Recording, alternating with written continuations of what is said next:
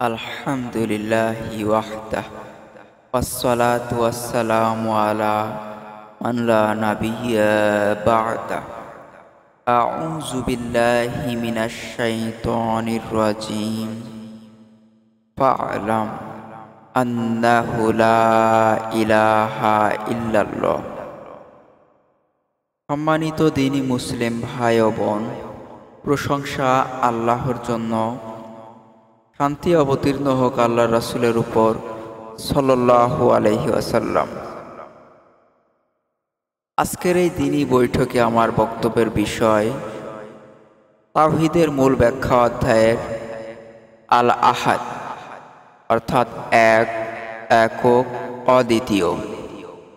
আল আহাদ আল্লাহর একটি গুণবাচক নাম। আহাদ শব্দের অর্থ এক, একা, একক। তার কোনো দুই বা দ্বিতীয় নেই। তার কোনো সঙ্গী সাথী, সমতুল্য, সমকক্ষ ও শরীক নেই। যাবতীয় গুণাবলিতে তিনি একক, তার সমতুল্য কেউ নেই। যাবতীয় গৌরব, সৌন্দর্য, প্রশংসা, প্রজ্ঞা, দয়াদাক্ষিণ্য, শক্তিমত্তা প্রভৃতি গুণাবলিতে তিনি অদ্বিতীয়, তার কোনো নজির নেই। যাবতীয় সৃষ্টি ও রুজিদান করার কাজে তিনি একক, তার কোনো দোসর নেই।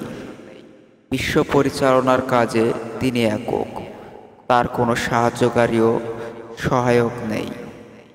কেউ তার সমকক্ষ নয়, না তার সত্তায়, না তার গুণাবলিতে এবং না তার কর্মাবলিতে। তিনি একমাত্র উপাস্য, তার কোনো অংশীদার নেই। সারা সার্বভৌমত্বের একচ্ছত্র অধিকারী তিনি।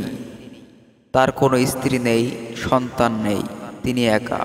তিনি জনক নন, তার থেকে কিছু উদ্ভূত নয় এবং তিনিও কিছু থেকে উদ্ভূত নন।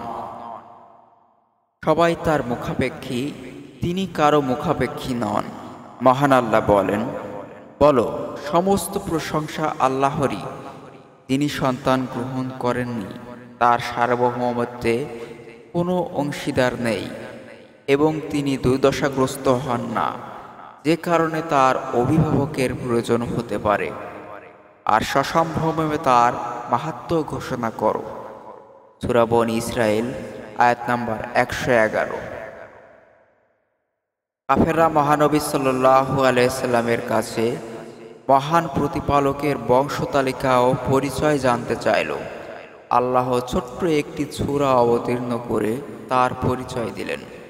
বলুন, তিনি আল্লাহ এক, অদ্বিতীয়, তিনি অমুখাপেক্ষী, তিনি কাউকে জন্ম দেননি বা তার কোনো সন্তান নেই এবং তিনি কারো থেকে জন্ম নেননি, অর্থাৎ তিনি কারো সন্তান নন এবং তার সমতুল্য কেউ নেই।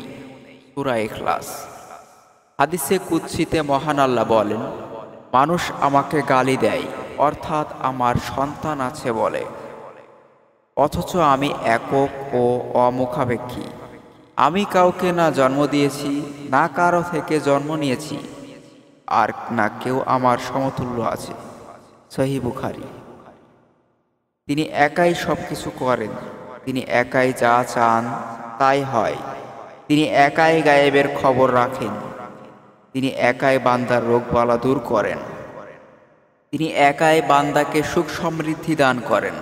তার কোনো কাজে নবী অলি শরীক নন।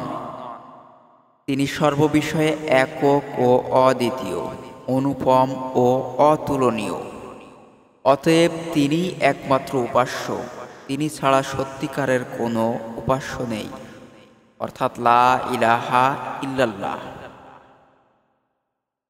আহাদ নামটি একমাত্র আল্লাহর জন্যই খাস, কারণ যেই অর্থে তিনি এক, সেই অর্থে কেউই এক নয় এবং তিনি আল্লাহ এক। আল্লাহর আহাদ নামের মাঝে তাওহীদের মূল পরিচয় পাওয়া যায়।